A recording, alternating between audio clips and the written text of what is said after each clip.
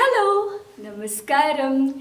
കർഗുട്ടി saint Joseph GHS വിദ്യാക്ഷേത്രത്തിൽ വായനോത്സവം. വായിച്ചു വളരുക, ചിന്തിച്ച് വിവേകം നേടുക എന്ന മഹത്തായ ഒരു ആത്മവാക്യവുമായി കേരളത്തിൽ അങ്ങോളം ഇങ്ങോളം പുസ്തകാലയങ്ങൾ സ്ഥാപിച്ച ജ്ഞാനയോഗി PN പണിക്കരുടെ ഓർമ്മകൾക്ക് മുൻപിൽ അധ്യാപകരും വിദ്യാർത്ഥികളും സ്നേഹദീപം തെളിയിച്ചു. പച്ചത്തെങ്ങോലകളും പുസ്തകങ്ങളും ചേർത്ത് അക്ഷരമുത്തശ്ശിക്ക് ഒരുക്കിയ ഒരു അക്ഷര പൂക്കളം എല്ലാവരുടെയും ശ്രദ്ധ ആകർഷിച്ചു. ചാക്യാർകൂത്തിലെ കർണൻ എന്ന് വിശേഷിപ്പിക്കപ്പെടുന്ന ഡോക്ടർ ഏടനാട് രാജൻ നമ്പ്യാർ, അദ്ദേഹം കുട്ടികളുടെ ഇടയിൽ വന്ന് മുഴുവൻ ഒരു ചിരിയരങ്ങ് തീർത്തു. ശരിക്കും പറഞ്ഞാല് കുട്ടികൾ മാത്രമല്ല, വിദ്യാർത്ഥികൾ മാത്രമല്ല, അവിടെ ഇരിക്കുന്ന ഗസ്റ്റ് വരെ അദ്ദേഹത്തിന്റെ പ്രകടനം കണ്ട് കുടുകുടാതെ ചിരിച്ച ആൾക്കാരാണ് കേട്ടോ. അപ്പം ഒട്ടും വൈകിക്കുന്നില്ല, നിങ്ങൾക്ക് സ്കൂളിൽ തന്നെ ഇനീഷ്യേറ്റീവ് എടുത്ത് ഒരു ചിരി അരങ്ങ് അങ്ങോട്ട് വാരിയുടെ വിതറാണ്.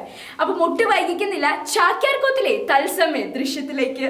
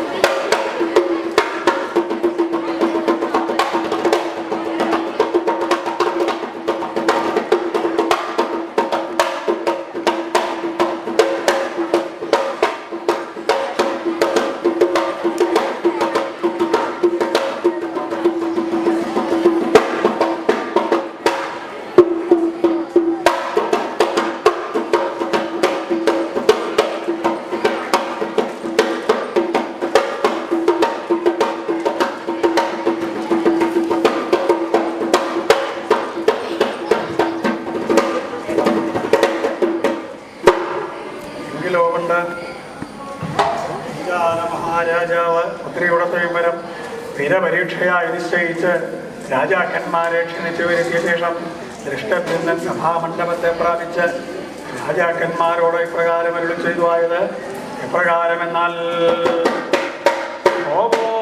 വിഖ്യാതവീര്യ ശൃണുതന്ത്രപദയോ വാക്യമേതൽ മദീയം യോ യുഷ്മാസു സ്വശക്തിയാം ധനുരിതമധുനൈ ആദദ്യം വിധായ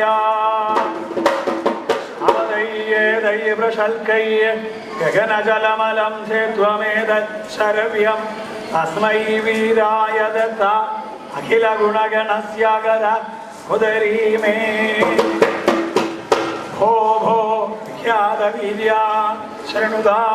അല്ലേ വിഖ്യാതവീരന്മാര്, നിങ്ങള് ഞാൻ പറയണതായിട്ടുള്ള കാര്യങ്ങള് ശ്രദ്ധിച്ച് കേൾക്കണം. ഇവിടെ ഒരുവിധം വീരന്മാരൊക്കെ വന്നിട്ടുണ്ട്.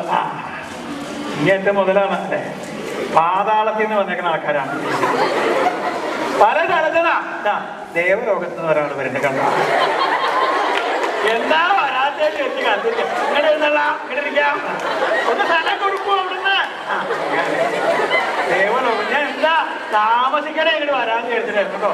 സിംഹാസനമൊക്കെ തയ്യാറാക്കിട്ട അവിടെ ഇരുന്നോളൂ, ഇരിക്കൂ. നിങ്ങളെല്ലാവരും ഞാൻ പറയണ കാര്യങ്ങള് ശ്രദ്ധിച്ച് കേൾക്കണം എന്ന് പറയാൻ. ഇവിടെ ഉള്ളവരൊക്കെ പൊട്ടന്മാരാണോ? അങ്ങനെയല്ല, ഒരു പൊട്ടൻ ഇവിടെ ഉണ്ടാകും. അപ്പോഴാണ് അവിടെ ഞാൻ ഇവിടെ ഉണ്ട്. എല്ലാവരും അങ്ങനെയാണ് കേട്ടിട്ടല്ല, ഞാൻ പറയണ കാര്യങ്ങൾ ശ്രദ്ധിക്കാൻ പറ്റിക്കൊള്ളുന്നില്ല. അതെന്തായാലും ഇവിടെ വിശേഷമായിട്ടൊരു കാര്യം നടക്കുക. എന്താണ്? പാഞ്ചാലിയുടെ സ്വയംവരം. അത്ര പറയാമല്ലോ. സാധാരണ ഒരു കുത്രി ഉണ്ടായാൽ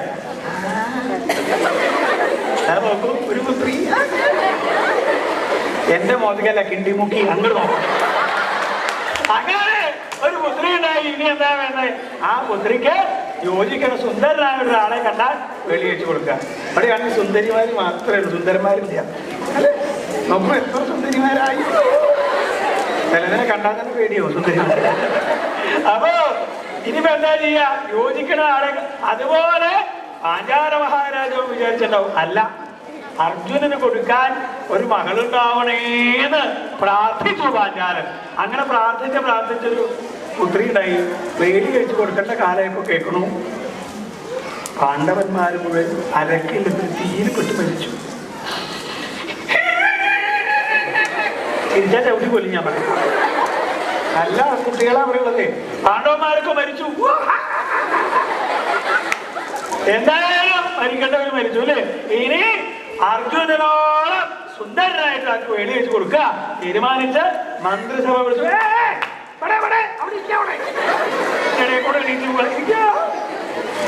സ്വയംവരം കേമാവണം. ഭരണ വഴിയൊക്കെ അലങ്കരിക്കണം. അലങ്കാരം നിന്റെ ചുമതല. ഈ അല കൊല തല നിങ്ങൾ മുന്നിൽ. സുന്ദരിമാരായിട്ടുള്ള കുട്ടികളെ താല് കൊടുക്കാൻ പുറത്തുനിന്ന് കൊണ്ടുവരേണ്ടി വരിയിരിക്കും.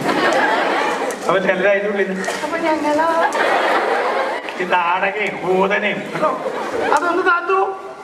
ആ മുഖത്ത് വെച്ചേക്കുന്ന താത്താൻ ആ ഇപ്പൊ എന്ത് ഭംഗിയിട്ട് നോക്കും. എല്ലാവരും താത്തും താത്തും എപ്പോൾ ഉള്ളത് തന്നെയാ ഭംഗി. അപ്പോ മരണ വഴി അലങ്കരിക്കുക, താര കൊടുക്കാൻ സുന്ദരിമാരായിട്ടുള്ള കുട്ടികള് എല്ലാവരും കേൾക്കല്ലേ പറയണേ.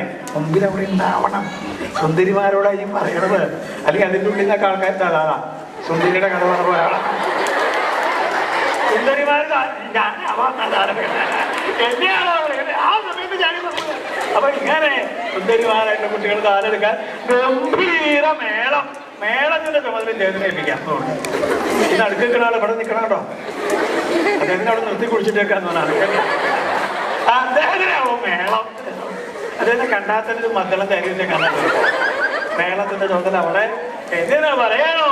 എല്ലാ കാര്യങ്ങളും നിശ്ചയിച്ച് പിറ്റേ ദിവസമാകുമ്പോഴത്തേക്കും രാജാക്കന്മാരൊക്കെ ക്ഷണിച്ച് ഒരു ഭാഗത്ത് ഗംഭീര മേളം, ചെണ്ട, മദ്ദളം, കടക്ക, തിമല, വാദ്യക്കാരങ്ങനെ നിരയായിട്ട് നിന്ന്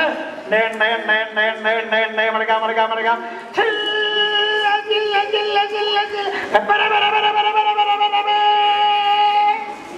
മേളം കേൾക്കാറുണ്ടോ? നീ ജ്ഞാനപ്പെട്ട മാത്രം കണ്ട് നടന്നാൽ പോലെ മേളം പോലെ ഇത്രയും ആസ്വാദ്യകരായിട്ട് ഒരു വിഷയമില്ല.